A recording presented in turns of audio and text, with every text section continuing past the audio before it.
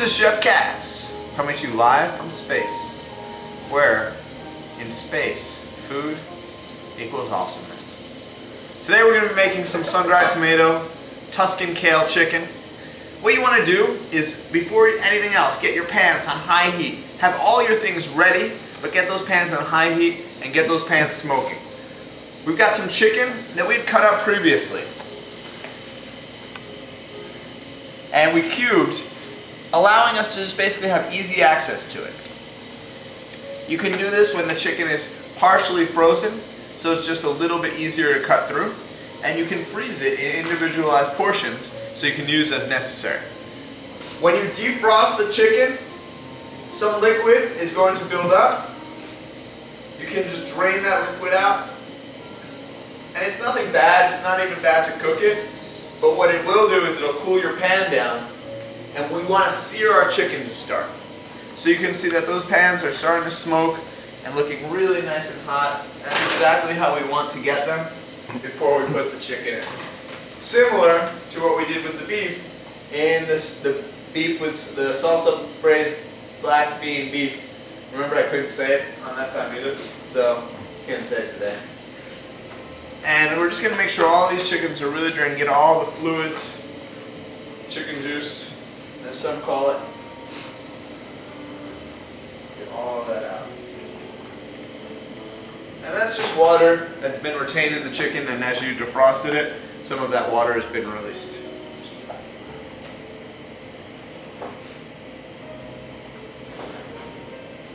With our pans smoking hot, I'm going to have some Pam, some cooking spray ready to go. Pull your pan off the fire so you don't light it on fire.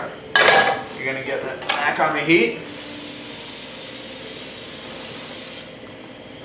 Back on the heat. You're going to have your chicken ready to go. What I would suggest is put one in one pan, one in the other pan.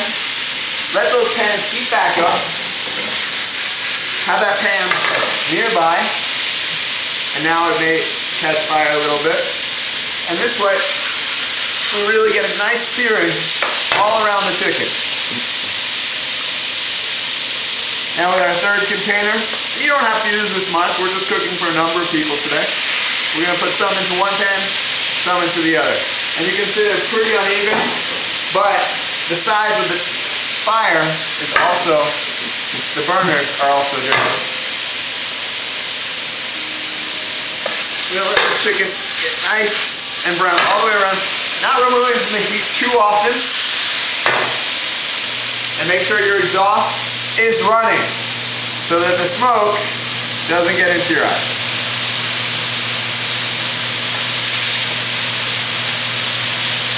One of my favorite tools in the kitchen is called the splatter guard. What you'll notice is there's a lot of moisture in this chicken. We can put some oil to get a nice browning, and then we can cover with the splatter guard so that the oil doesn't end up going everywhere. I got another one for this one, but it doesn't seem to be too bad. I'm going to cover all the chicken with oil. And I'm just using a basic extra virgin olive oil. Nothing too fancy. Whole Foods brand. Nothing too special. And we are going to be using olive oil partially for its flavor, but also for its health properties as well. I'm going to put a little bit of salt over the chicken. And as you can see, we're not getting a great sear on it.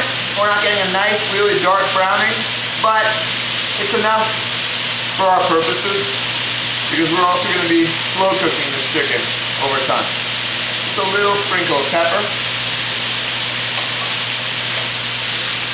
Making sure that we turn it every so often. Next, I'm going to throw in just a little bit of red pepper flakes.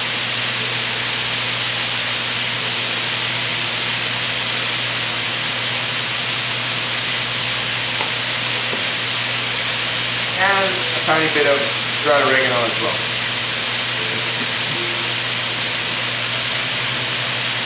Some similar flavors as things we've done in the past. but we're going to overall have a different flavor profile.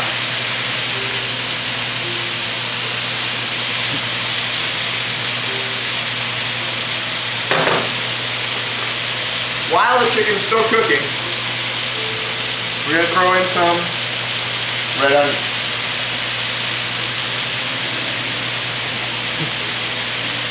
Just creating a number of different flavors, a lot of contrasts, a lot of levels within the dish. And if you're wondering why I put the onions in with the chicken, because I want those onions to absorb some of this juice from the chicken. The one downside is that because our pans are not hot enough, we're not going to get the nice browning that I'd really like to see. That's just a matter of having a large enough burner, powerful enough fire, and your air temperature not cold like it is in here. I needed it to be cold. I don't want it to be sweating. I don't like the heat in the kitchen, so I've left the air conditioning. You know, that's how it is in space. You gotta know what to do. You don't want anybody perishing. And we're gonna let that sit for just a couple minutes. And the next thing I'm gonna put in is some portobello mushrooms. And as you can see, all of our vegetables have been prepped in advance. This allows us to streamline the process of cooking. If you're trying to do everything when you have things on the fire, you're already basically losing. You want to have all of the prep, or as much of it done as you can, in advance. So when the time comes to cook, you don't even have to worry about it. I'm also going to throw some eggplant in here. And as you can see, there's a ton of stuff in the pan, right? And while that's not ideal, it's going to make for some nice flavors. All of these flavors are going to start to absorb into one another. You're going to see the mushrooms and the eggplant soak up some of the juice from the chicken and from the onions. And as I put some more oil in here, it's also going to allow that moisture to release so that we can get a nice browning over everything. Eggplant, the mushrooms, the chicken, and the onions. Put in a little bit more salt for all the new components we've added. And a little bit more oil.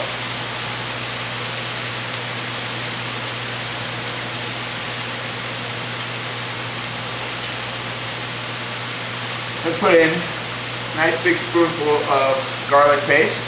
This is the garlic paste that we prepared in advance.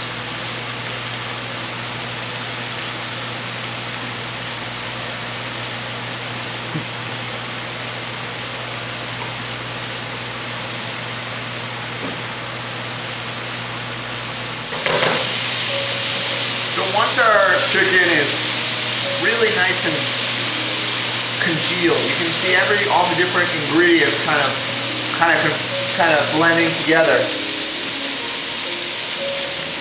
Once we have a nice it just looks like a homogeneous mixture instead of all these separate pieces. We're going to add a few more elements into it. And you can see at this point too, the pan is really retaining the heat nicely. All the components are sliding around the pan. The pan is still smoky. It doesn't take a long time to get the steam back up. And we're able to toss things in the pan very easily. At this point, I'm going to add in a few more things. Got some sun-dried tomatoes here. And all of the flavors in this dish are awesome. Mushrooms, eggplant, sun-dried tomato, all of these flavors are very bold, powerful flavors, which really allows us to use a lot less salt and no other, sauces or anything like that. We're basically creating a sauce from the components instead of needing additional flavorings to get it to taste good. And that's what you want to do when we're thinking about cooking for awesomeness. We want to use as many things that add flavor, add taste, add contrast, add texture as possible, rather than needing those things from some external source or not getting them at all, which means that we're not going to enjoy the food very much.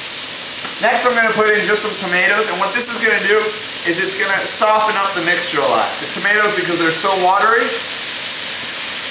is basically like adding liquid to the dish. And you want to make sure that you get all that stuff mixed in very well. Toss it in the pan, toss it in. You can use a spatula too. Just make sure it all gets mixed in.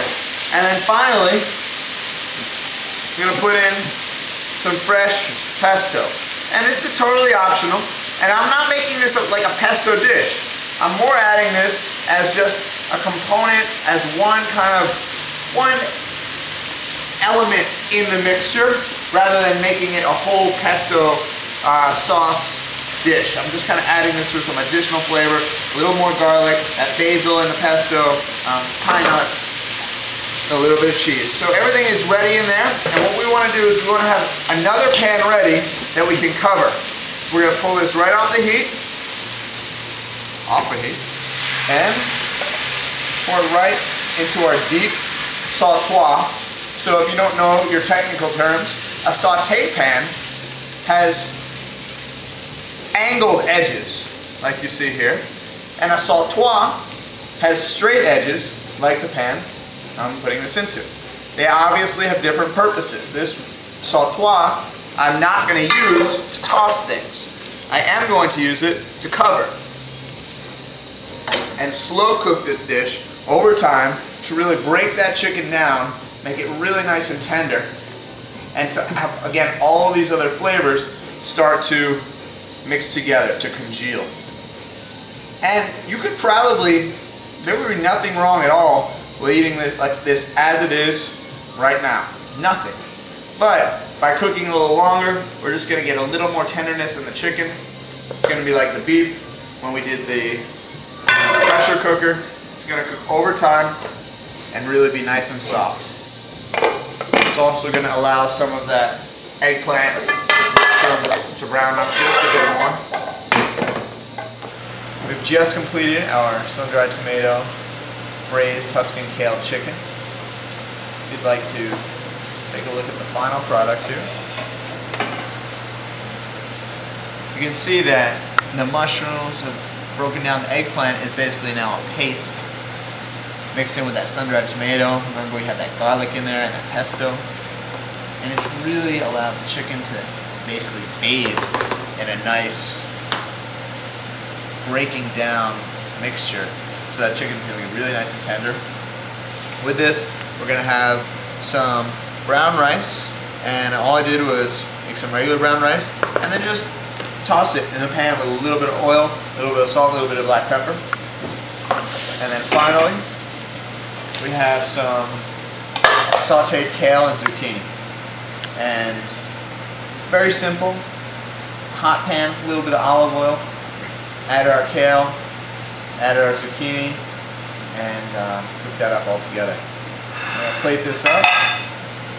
And with plating, you really want to think about layers and contrast now in colors, also textures for how it's actually eaten. A little bit more. And you also want to think about, with your plating, the size of your plate. So for a smaller plate, you want to use less food. Why? Because around the edges should stay white to really highlight what is actually on the plate. When moving your plates around between putting things on them, make sure to remain delicate. And don't be taking it up, jerking it around. Everything will fall. You also want to think about height. Now it can be tricky. These things, contents in the above carry-on areas may have shifted during flight. So just be gentle when you're moving everything around. And take a big scoop of our chicken. Make sure nothing is dripping. Place carefully. Place carefully. It's going to be hot. You can also have, you probably should have, and I will have in a second, a spatula or some other cooking utensil ready to help you assist the chicken off the spoon. Try to get a little bit of that sauce. And again, being really gentle, delicate, switch hands. And really being attentive to the placement of each item. And trying to create that height effect. If some falls down, that's okay. Just Take your time. It also is nice when it kind of has that natural, just out of the ladle or off the spoon look. And before you serve, just make sure you give your guest a nicely clean plate. And you might want to garnish with a little bit of mozzarella, a little shaved Parmesan, something like that. Or you can do some red pepper flakes or a little bit of crushed black pepper right on the top. And there we have the sun-dried tomato, braised kale Tuscan chicken.